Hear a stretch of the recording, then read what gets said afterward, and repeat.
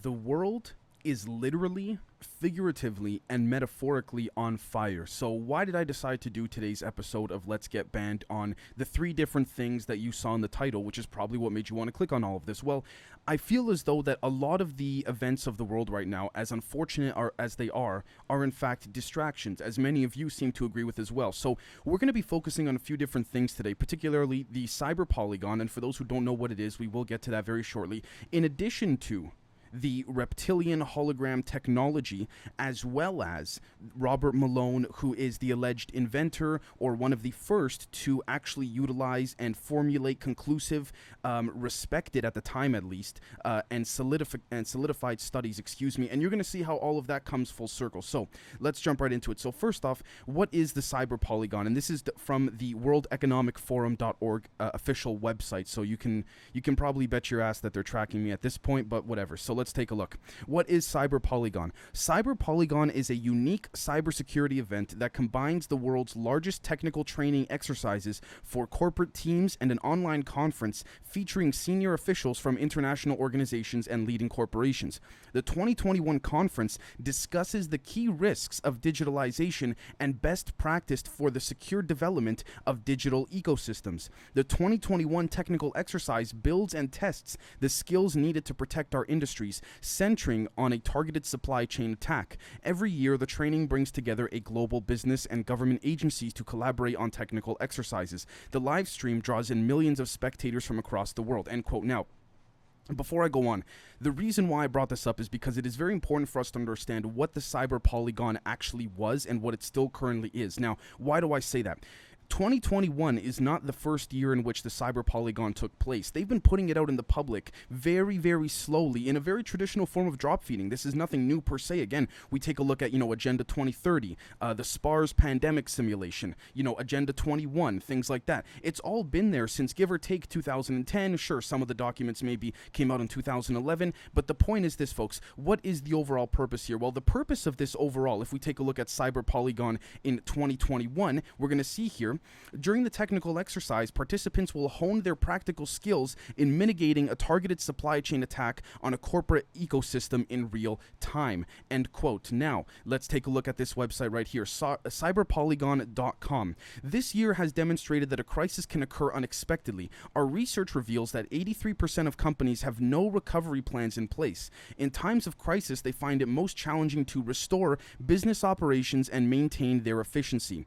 This is the reason behind Cyber Polygon, an annual international exercise, keep that in mind, folks, aimed at strengthening global cyber resilience through raising public awareness in cybersecurity and developing the competencies of technical specialists. All right. In addition to the technical training, where teams practice their skills in repelling cyber attacks, Cyber Polygon also features an online conference. End quote. Now, this is basically the document right here. As I'm scrolling through it, I went specifically to a part that I felt was necessary, and as you can see here, this is the guy that everyone loves. I say that sarcastically, Klaus Schwab, the founder and executive chairman of the World Economic Forum. This is the official World Economic Forum document, table of contents, you name it, right? We even have if I'm not mistaken, the Prime Minister of the Russian Federation, Mikhail Mishustin, hopefully I pronounced his name correctly, congratulating the exercise of the cyber Polygon. Now, what I find to be very peculiar and interesting is that Putin himself has not personally given his blessing, if you will. Now, you might be saying, Dave, why does someone like Putin need to give his blessing on the cyber Polygon? Well, folks, take a look at this. Let's put aside the moral and ethical issues of people like Vladimir Putin and you name it. Unfortunately, and again, this is how the mainstream media within Europe and the West tries to divert our attention by saying, look, a guy like Putin is bad, so, don't pay attention to his opinion on the vaccine or on cyber Polygon, you name it. Notice something, folks. Putin sent his prime minister, because in some countries like Russia, there is a president and a prime minister. Putin sent his prime minister to go to this event. Not only that, but he made his prime minister comment. You know what this tells me? This tells me Putin does not take this seriously. Why? This tells me he sees it as a joke, as a form of some type of overarching, I guess you could say, revelation that seems to be unfolding over time, if you will. Now, why do I say this? So let's get down to it. So Cyber Polygon, to many who have heard of it, some of you may be hearing about it for the first time, it's essentially a simulation or exercise to see what would happen if a bunch of, I guess you could say, major government institutions, agencies, contractors, you name it, anything associated with the government and major parts of the economic infrastructure of a nation were to be taken down. What would happen, right? Interestingly enough, folks, let's take a look at this right here. Let's take a look. This is the website cyberpolygon.com. And now let's take a look. Shortly after, just a handful of hours after the 2021 Cyber Polygon exercise began. Oh, what do you know? Finance.yahoo.com. District Council declares Germany's first ever cyber catastrophe.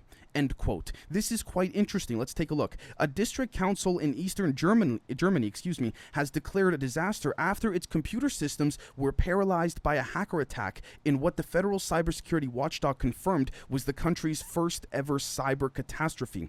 Hackers knocked out the IT operations of the municipality of Anhalt-Bitterfeld in the state of Saxony-Anhalt on Tuesday, a spokesperson confirmed to Reuters on Saturday. We are almost completely paralyzed, the spokesperson said, adding its offices would probably remain offline next week and giving no indication of when services would resume. Now take a look at this. This is the interesting part. These are the connections, before I go on, that they don't want us to make, which is why we see things like, again, you know, the events of South Africa and Cuba are happening right now. Now, I'm not saying that this is one major conspiracy to distract us from the Cyber Polygon. What I'm saying is that the Cyber Polygon simulation seems to have set off a large wave of events, if you will, that seems to be corresponding directly with these events, which is also why I find this suspicious, because take a look at this. The municipality declined comment on the identity of the attacker or whether they had made a ransom demand, citing a police investigation. Security sources say German local governments often run outdated and poorly maintained software systems that could be wide open to cyber attack. Now take a look at this. The rural district of Anhalt-Bitterfeld, with a population of 157,000, is for the first time being unable to pay out welfare benefits. Its consequent catastrophe declaration is a formal step that allows it to call for federal help. Now, end quote. What's very interesting about this is this. Let's take a look at this article right here. Tweaktown.com. ISS benchmarks its encryption can't be decrypted even if it's tapped. End quote. Very interesting how this just has come out in the last handful of hours, very relative to the handful of hours later that the Cyber Polygon simulation started. Why do I say that? Let's bring all this full circle. Let's take a look at this right here. Phys.org. Germany launches Space Command to protect infrastructure. Interesting. This article just came out today, July 13th, as of the day I'm recording this. Now, folks, let's take a step back for a second. You might be saying, oh my God, Dave, you're just reading articles and rambling. What are you doing? Well, folks, for those that have made it this far along in the episode, I really appreciate it. Why? Let's start very simply. Here's the definition we see right here of Cyber Polygon, right? Okay. And then we see next the Cyber Polygon is going to actually take into effect, as we can see by the website that they have, the World Economic Forum and Klaus Schwab have solely dedicated to this. And then, very interestingly enough, right after Cyber Polygon takes into effect, interestingly enough, we have this outage in Germany.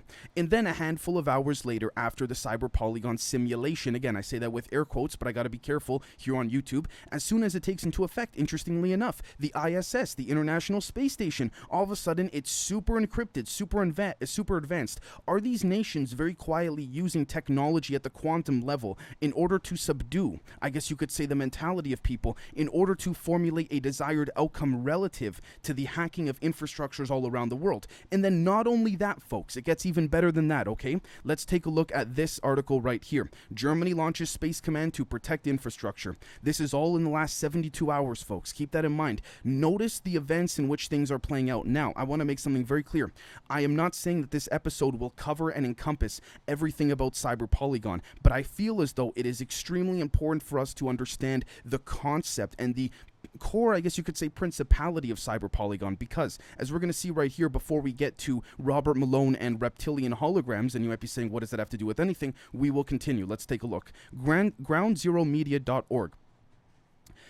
It has been said many times that Donald Trump's presidency was a stress test for democracy, that he was a wrecking ball that broke the mold of how government was run.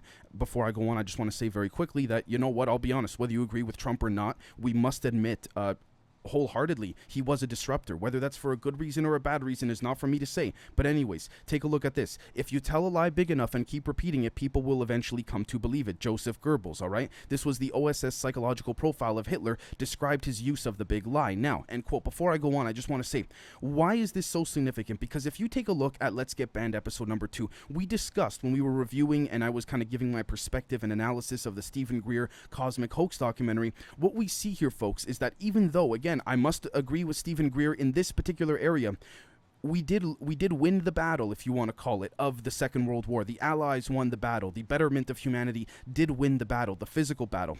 But Operation Paperclip has seemed to have taken much more of an effect than we even thought ourselves, because again, the ideology was transferred from the German Industrial Revolution, if you will, into America. So what really has changed? Ultimately nothing, because again, if we follow the words of Joseph Goebbels, Hermann Oberth, Goring, and all of Hitler's top men that were some of the key curators of propaganda, I mean, folks, it's right in front of us. We can see all of that with the cyber Polygon simulation. Again, I keep the air quotes on simulation, but I'm not going to expand on any more past that because, you know, again, we're seeing that YouTube is doing a lot of things like that. So anyways, if you take a look at all of this, you know, coverage of this entire article and manifest, what we're going to find here is that, again, look at this. 3 years ago, I held a standing room only seminar at Contact in the Desert speaking about a plans of a gain of function exercise called Clade X. This was followed a year later with a workshop about a gain of function disease X tabletop exercise where an unknown alien pathogen would be released from a lab and would bring governments to their knees. Now, again, end quote, I'm not saying that this gentleman here specifically is correct, but as he cites here, it quotes the Bill and Melinda Gates Foundation and Johns Hopkins University as holding another meeting called Event 201. So again, here's the thing. I really must say this gentleman, Clyde Lewis, seems to be putting the pieces together far before any of us did. Now, we could say, again, you know, Alex Jones and those guys, they certainly put the pieces together long before anybody else. But anyways, let's continue on. So I want to move from the cyber Polygon simulation and I guess you could say discussion of the way in which we're seeing the weaknesses of infrastructures be, I guess you could say, open to attack. But here's the thing, folks. This cyber Polygon simulation would not have been, I guess you could say, approved by so many different nations to have their infrastructures publicly attacked if it was not for another reason. Why? There needs to be a distraction from all around the world of hackers, whether they are state-run hackers or mercenaries, if you want to call them, to distract themselves from what's really occurring. And what is that? Could it be the alleged cover-up of Dr. Robert Malone? Let's take a look. This is rwmalonemd.com. So this is his website, I will say, granted, okay? Now let's take a look here. Dr. Malone is the discoverer of in vitro and in vivo RNA transfection and the inventor of mRNA vaccines while he was at the Salk Institute in 1988. His research, was continued at Vical in 1989, where the first 2 in vivo mammalian experiments were designed by him. The mRNA constructs reagents were developed at the Salk Institute and Vical by Dr. Robert Malone. Anyways, the initial patent disclosures were written by Dr. Robert Malone in 1988 to 1989. Dr. Malone was also an inventor of DNA vaccines as well, the same year and all that.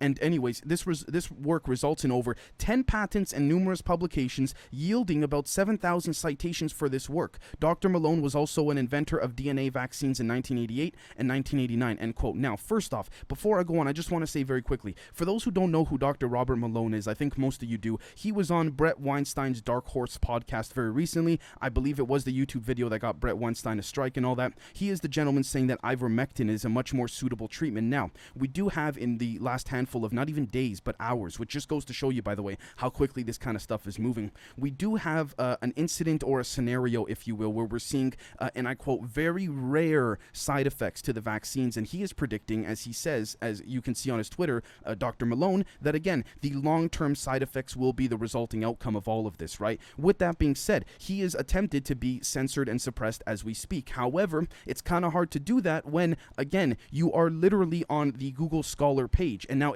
just because you're on the Google Scholar page doesn't literally mean that, you know, you're respected and what have you. But again, Google will not take it down unless they have a legitimate reason to do so, which is, again, another thing that we can take a look at as pertaining to Mr. Malone's patents as well. And we can see here, this is all accurate information of Mr. Malone, and you can see the verified email, you can see all of his dissertations, his reports, fellow institutions and scientists all around the world, the patent numbers. So again, folks, it's easy for them to censor people who have done things that is not on record. But what about this gentleman right here? I'm not saying he's right, but I'm also not saying he's wrong. I'm saying, why can't we have the discussion? Why? Because he's not in line with the WHO narrative. All of a sudden we can't have this discussion. Take a look at this. Look at his patents. Look at everything here, folks.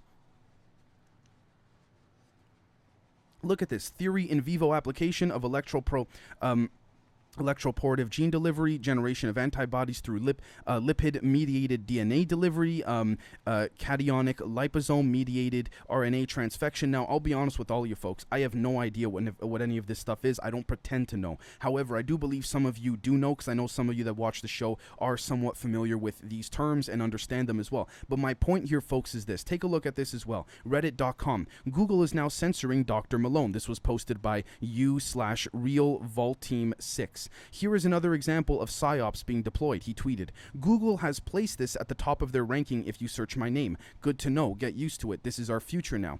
Again, you type in Robert Malone on Google. I checked it myself. You don't even have to be in the United States. I think this is a global thing, because even myself in Canada, in Toronto, I searched this up, and this is exactly the first thing that popped up. False. Dr. Robert Malone invented mRNA vaccines. With that being said, I'm not here to say, oh, he did. It's not about that. My point is that he's got patents, he's got citations, he's got dissertations, he has studies from all the way back in the 1980s. How come no one's listening to him? Why won't he even be slightly validated? Oh, why? Because it's going to open up the door to more conspiracy theories? In my humble opinion, the censorship is what's causing more of these, I guess you could say, conspiracy theories to float off into the darker corners of the internet. Why not have a massive roundtable discussion? Again, it goes against the narrative, but you see how the elites can only erase so much, because if this was not planned in an overarching way, it just goes to show you that his patents, his citations, his dissertations, his colleagues and all that seem to respect him. With that being said, it has been said all around the world that, oh, Mr. Malone's not that respected in the field. Respected in the field of doctors who receive money from Pfizer, Johnson & Johnson, AstraZeneca, and all that? Really? You see what I'm saying here? Which doctors? The ones that are paid or the ones that are not? Where's their money coming from? These doctors that don't support him, do they receive funding for their work from some of the big pharma companies? Again, let's look at all the angles. But of course, the media is not going to do that. So you might be saying to yourselves, okay, Dave, why do you bring all this up? Well, let's take a look at this right here. Wired.co.uk. Vitamin tablet makes your whole body an authentication token. So, long story short, Motorola has, and I quote, unveiled a prototype vitamin tablet which enables your entire body to function as an authentication token. Or authentication, excuse me, end quote. Before I go on, you notice how similar that is? Vaccine passports, the whole thing right there. Not trying to be a conspiracy theorist, but if YouTube removes this video, I could tell you right now, I'm going to be pretty damn pissed off, because we're using mainstream media articles. We are using mainstream media publications. Take a look at this, and I quote, the pill was introduced by Regina Dugan, again, former director of the Defense Advanced Research Projects Agency, DARPA, and current head of Motorola's research division, end quote. Oh, how coincidental. The same one who was doing this at Motorola, also at the same time, they were the head of DARPA before. What are the odds, It's not like the government's keeping that whole private contractor, not just with alien stuff, but with biology and all that. It's not like they're all keeping it close-knit, so it is within the apparatus of being reachable to the elites. You see what I'm saying here, folks? Now, again, you might be saying, okay, Dave, what does this have to do with reptilians and the cyber polygon? The narrative that is being controlled at this current time is using the cyber polygon simulation, in my personal, I guess you could say, proposal and research, to allow not only for distractions to occur, so people look different ways and what have you, but at the same time to allow for real world events to occur that then gets pushed into the esoteric aspect of things. How does it do that? Well, again, if we go back to this article over here, we see ISS benchmarks its encryption can't be decrypted even if it's tapped, right? And this is concerned. So take a look. During Cyber Polygon 2021, and I quote, a direct line with the International Space Station, or ISS, was established. Encryption tested. Anyways, there were over 200 organizations that were involved with Cyber Polygon 2021. Some of the largest financial and technology companies, representatives of public institutions, law enforcement agencies, telecommunications, and energy organizations, and more, end quote. Notice this. Energy organizations, propulsion organizations, more specifically. You might be saying, Dave, of course they would be involved in this too, because again, they need to protect themselves. Yes, granted, but you don't think at an extraterrestrial level they don't have these abilities to already be unhackable? This is all nonsense, in my humble opinion. The real infrastructures that matter, the ones that we don't see, the ones that we cannot see, folks, they have already been protected. How do I know? They have been protected with technology like this. the DARPA origami, and this is according to biggiesboxers.com, the DARPA origami. Guess who the head of DARPA was while this origami project was being worked on? Ah, interesting, isn't it? It was Regina Dugan, working with John Brennan and all those guys. And I'm not trying to put them in a big bucket. I'm not trying to just say, oh, they're all bad and what have you. But again, take a look at this. And I quote, "Programmable matter is such a far out concept that it's difficult to imagine it even existing outside the movies. But thanks to some creative work done by scientists funded by DARPA," who else? Again, even the person writing this article knows, "it might actually become a reality, creating materials that can be programmed to alter themselves at the molecular level, into various shapes and then disassemble to form entirely new ones." All right. Signal Magazine has a new report on the Programmable Matter Initiative, spanning a group of projects working towards the final goal of creating substances that can morph into objects as needed. All right. One Harvard team created self-folding origami. Before I go on, I just want to say very quickly before I continue, notice, again, Harvard. This has to do with Eric Weinstein's STEM apparatus or theory, right? Sorry, not STEM, a DISC, Distributive Idea Suppression Complex. There is not one secret group that is meeting in the dark in a secret room, shadowy room, saying no, no, no. There are different factions that loosely meet every handful of months, if you will, within the STEM community, science, technology, engineering, mathematics, that say, okay, we're going to allow this to come through within the public field of academia, you name it. That is why during the formulation, give or take 100 years ago, of, you could say, the American Industrial Revolution, the institutionalization of things, particularly within the academic field, we see the same group that was allegedly Majestic 12 or Zodiac, which is, again, a rogue group, but also a government-connected group as well, too, a bit of, a shadow group loyal to themselves but also to the government.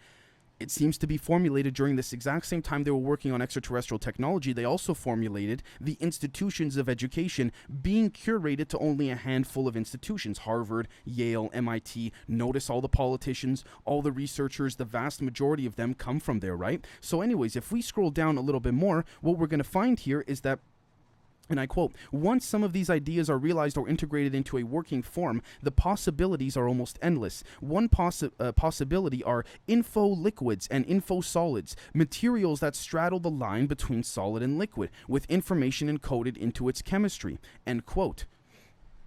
Actually, sorry, let me continue the last sentence. "Another possibility is the creation of robots that can shift sizes and even states of matter to squeeze through narrow passages or around obstacles." All right, end quote. And this is coming from, folks, by the way, this is also referencing the Wired article. So this is not like it's some random guy, if you will. Now, why do I bring this up so significantly? Because, again, let's take a look at this right here. Oraquartz777.wixsite.com. This describes right here, folks, the abduction technological methods that the reptilians use, right? Moves a person to another location. Anti-gravity craft have abduction tech. When it used, it removes a person from their home and they transport. Abduction of items. Hologram body swapping removes a person and replaces them with a hologram. Again, it's the same exact idea. Now, there are some thefts during this. Items stolen by targeters are primarily to crush the will to live from their targets. Those are usually done by clones, 3 to 6 feet, and are a result of previous black arts attacks or remote MK Ultra programming, end quote. Now, again, as you can see, folks, MK Ultra doesn't even need to be a project or a program anymore. It's literally right in front of our faces. It is the program. Operation Mockingbird, right? The dissemination of propaganda into Western media. It doesn't need an operation anymore. It's happening right in front of our faces. You see what I'm saying? So anyways, let's take a look at this article right here. Howandwise.com. And I really do believe that this is going to, I guess you can say, bring everything full circle, if you will. The cyber Polygon, Robert Malone with the mRNA gene editing and splicing, and you name it. Now, before I start this article, okay, because this is very interesting, I do want to mention something. We're something specific. We're discussing reptilians, right? So let's take a look at this right here. This is just a very simple. I use DuckDuckGo, very simple. Most of you are probably familiar with this image. This was during a speech that Obama gave many years ago. A Secret Service agent of Obama seemed to be shape-shifting, right? Some say it's Photoshop, some say it's not. But again, I've had some people look at the metadata. There has yet to be anyone who has come out and said this is entirely fake. But the reason why I bring this up is because, again, take a look at this figure's head right here, okay? Notice it looks human, but, something's off, right? Clearly something's off. So anyways, if you notice as well too, this is, see, again, we can see this is clearly their head, and you name it. And but if we jump over here to this particular, I guess you could say, drawing or depiction, if I'm not mistaken, illustrations by Clive Burrows, and we can see here that this shows how the reptilians use holograms to disguise themselves. And why do I bring this up so significantly? Look at the side profile of this drawing from the illustrations of Clive Burrows, okay, about how they use holograms. This is, see, this here is the reptilian figure, silhouette, shadow, you name it, before they get holographically camouflaged, if you will. Notice how similar the side profile of the shapes of the head look to this photograph. Now you might say, okay, Dave, granted, this is a drawing. Anyone can draw anything and make it look similar, yes. But notice how this is in a very deep depiction that as well David Icke, from my understanding, put his name behind in the support of these documents as well. I don't think he would put anything his name behind anything if he thought it was BS at the same time. With that being said, let's continue to this article here. HowandWise.com. Reptilian aliens known as keepers told Jim Sparks secrets to save Earth from overpopulation. Now again, end quote. Before I go on, I want to say, folks, this whole thing of global warming, overpopulation, depopulation, this whole constant, back and forth of how things should be, how things really are, and what, the Bible says, or what science says, or what it really says secretly. The reason why I bring this up is because I think we need to really take an unbiased perspective and take a huge step back and take the human factor out of this before we delve into the story. Why? Because if we start talking about depopulation or overpopulation, our human perception of the way in which we have been preconceived by the dissemination of propaganda in the mainstream media has made us think overpopulation equals good, depopulation equals bad, when really, could it be possible we should really become an interplanetary species? And these reptilians tell Mr. Jim Sparks, as you're going to see shortly, that the planet's getting too populated, and it's not that it's a bad thing because we're populating it, it's just that the planet cannot handle it. So what do? Why not move to other planets, travel interstellar, right? But again, let's carry on. Jim Sparks, an author of the book The Keepers, is considered to be the only alien contactee who remembers 95% of his encounter with aliens. It includes time travel, invisibility, multidimensionality, and manipulation of gravity and electromagnetic fields. All right, so originally Sparks' real name was Vincent Spadaccino. I could see that. Because, me being Italian, I could see him being that. He was born in an Italian family on November 15th, 1954. He spent his childhood in southern Florida and then moved to Texas in 1979. Later, he bought raw land in North Carolina and started living a happy life with his wife as a landowner, but at the same time, he preserved land for trees. Okay, so anyways, I'm not going to go and read the whole thing because I don't want to bore you guys, but basically, he talks about how when he's abducted by these reptilians, right, these reptilian beings, he's not unconscious most of the time. He actually is conscious because they want him to be conscious. It seems like, unless they are deceiving him, this particular abduction experience was done by good reptilians, the handful of reptilians that are trying to side with humans. That, again, for those who have seen the Rumors of Instinct episode, you'll know there are two parts of the, I guess you could say, the reptilian faction, if you will. One of them wants to just live peacefully amongst humans, and when humans are ready, they will reveal themselves, and they want to reveal, zero-point energy tech and self-reliant technology to the world. Then there's the other reptilians that are still trying to preserve their bases, which some could say is the reason for the deep underground military base explosions, and you name it. Anyways, Sparks says, and I quote, "I'm usually pulled the same way, which I call the hard way, and it's completely physical. My whole body is taken. I wake up from my natural sleep, and then there's the whirling sensation in the pit of my stomach, and it feels like it's coming up into my chest. When it gets up to my heart area, my heart starts beating fast, just racing in my head, and the whirling sound starts picking up RPM and is tremendously loud. It starts low and rises in pitch and screams in your head. The fear is like you're gonna die. Your heart is racing 1,000,000 miles an hour, and then you get this acceleration feeling, but I always feel like I'm being pulled down. I never feel like I'm being pulled up. It's like I go down a roller coaster only 100 times faster, and boom, you black out and you're there. Where it is you're going to be, usually on board a craft. All right. Anyways, Sparks remembered that after he regained consciousness, he found himself in a craft. His next encounter happened in May 1995, but this one was a life-changing experience. During his meeting, he encountered reptilian humanoids. He was again pulled up through the ceiling, paralyzed, blacked out, and was taken to an abandoned amusement park. He felt no fear that time. He even enjoyed the ride. All right, so take a look at this. And he basically says here, oh my God, like, you know, it was pretty chill. We were about 1,000 feet above the ground, and then we descended. And then basically when Sparks landed on the ground, he found out that he was surrounded by dozens of tall humanoid creatures. 2-meter tall aliens were standing around him in a closed circle, and everyone was looking at the alien on Sparks' left. His face was covered with a luminous hologram superimposed by a human face, end quote. Now, before I go on, let's look at the consistency of some of the alleged pseudoscientific claims here, okay? Let's take a look at this. This is obviously just an illustration or drawing, but if we take this seems to be a good depiction of what we witness when we walk by some of these reptilians that are camouflaged in real time, right? So let's take a look here. A luminous hologram. Now, if you look that up, that's allegedly an electromagnetic pseudoscientific theory that would allow for electromagnetic particles or elements to be, I guess you could say, active in such an advanced way or profuse way or profound way that it would create these types of perceptions, or I guess you could say phenomenons, if you will, right? Which is why when UFOs fly by too, someone sees one thing from one area of that a particular craft, a certain shape, and then someone else sees the craft doing another different thing in a totally different area at the exact same time. Again, extremely advanced holographic technology. Let's take a look. The reptoids communicated through telepathy with Sparks, and it seemed to him that they were all directing their thoughts to the alien on his left. That is, it turned out that they had one mind, a collective mind, if you will, before I go on, the sort of hive mind that we've covered, and members will know much more about this specifically. Take a look at this. He could see the moving lips of the alien with a human face, but he heard a voice in his head. The reptoids told him telepathically that their civilization had long been in contact with the government leaders and heads of power. As a result, it was possible to reach certain agreements that are kept secret from people, since humanity was not ready for the truth. Again, to be honest with you folks, I mean, to a certain extent, I agree. I think a lot more people at an individual level are definitely ready, but in particular, an agreement was reached with the governments to improve the environmental conditions on the planet with the help of alien devices and technologies provided to them, but they violated this agreement. I don't put it past humans to do this, especially when you have the military-industrial complex mindset running things. It was also agreed that in the meantime, steps would be taken to correct the environmental condition of your planet with our advice and technology. We say advice because we respect the fact that this is your planet, not ours. Your government also broke this agreement.